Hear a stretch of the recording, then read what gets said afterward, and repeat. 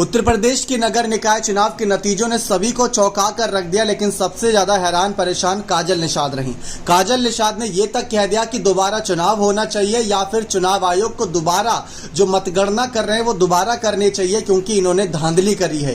कई राउंड्स की वोटिंग को लेकर इन्होंने कई आरोप लगाए थे। साफ कहा कि योगी सरकार और चुनाव आयोग का पर्दाफाश तो मैं करूंगी, मेरे पास सबूत मौजूद हैं। लेकिन इस बीच काजल निषाद हिम्मत हारती नजर आई, काफी ज्यादा रो रही थी। रोते बिलखते हुए मीडिया के सामने यही कह रही थी कि मेरे साथ गलत हुआ है, जानबूझकर मुझे हराया गया, जानबूझकर बीजेपी के प्रत्याशी की जीत दिलाई गई। सबको पता है ये योगी सरकार का गढ़ है गोरखपुर और यहां पर किसकी चलती और किसकी नहीं चलती, लेकिन चुनाव आयोग इसमें मिला होगा मुझे यकीन नहीं था। रोते बिलखते हुए काजल निषाद धरने प्रदर्शन पर बैठी तो धमकी दे डाली कि मैं अपने खुद की जान ले लूंगी, आत्मदाह कर लूंगी। लेकिन इस बीच अखिलेश यादव ने उनको फोन किया था। जी हां, अब आपको बताते हैं इसके मामले के बारे में। दरअसल अखिलेश यादव ने फोन करके काजल निषाद को आश्वासन दिया कि जो कुछ भी आपके साथ अन्याय हुआ है उसकी आवाज हम उठाएंगे।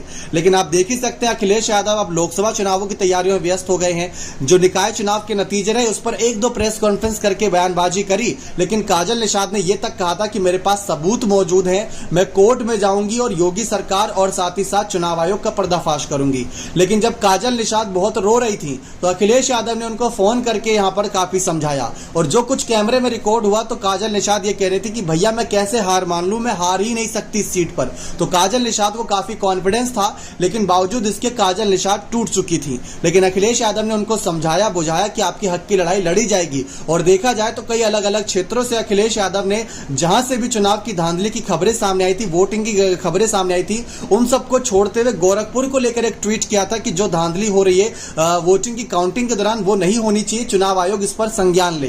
तो इन सब बातों को लेकर यहां पर तमाम बातें रखी गई थी। बूथ कैप्चरिंग को लेकर तमाम बातें काजल निषाद ने जनता के बीच उठाई थी, लेकिन अखिलेश यादव ने उनको फोन करके समझा बुझाकर दोबारा चुनाव की मांग को लेकर यहां पर तमाम बातें साफ तौर पर रखी थी योगी सरकार के खिलाफ। लेकिन इस मामले पर आगे कोई जानकारी आई नहीं, क्योंकि अब लोकसभा चुनाव में अखिलेश यादव व्यस्त हो गए। सबसे बड़ा सवाल यह है कि काजल निषाद को अब लोकसभा चुनाव में जिम्मेदारी मिलती है या नहीं, ये देखना बेहद दिलचस्प रहेगा। बने रहे चैनल के साथ, ऐसी और तमाम जानकारियों के लिए बहुत बहुत धन्यवाद।